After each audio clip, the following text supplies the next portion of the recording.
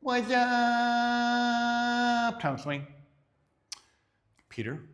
Hannah. That's correct. We did level 2, 6 count versus 8 count, mixing Z2.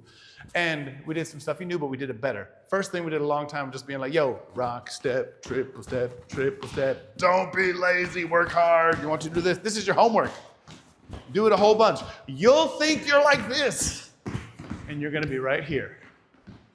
You're gonna be chilling, okay? Do it a ton. That made it so much better. And remember, we hold people as if they are people, not robots. There's a little robot hold there. We don't want that, so nice and chill. We worked on some stuff we did last week. We did down the line, favor this side, favor this side. Favor on one side at a time. And then I take a different path, and I go around in a circle. My hand has got to slide a little bit, right? Then we did the other way. Rock, step, triple, triple. Rock, step, triple, triple. Then we did a yo-yo. My hand's gonna slide, so we can get kind of square there. Then we did a promenade. Walk, walk, We contrasted all those, and then we tried a send-out, 6 count style.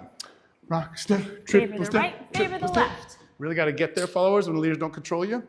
And then what I do is I catch her, which is in between those, and I keep it going.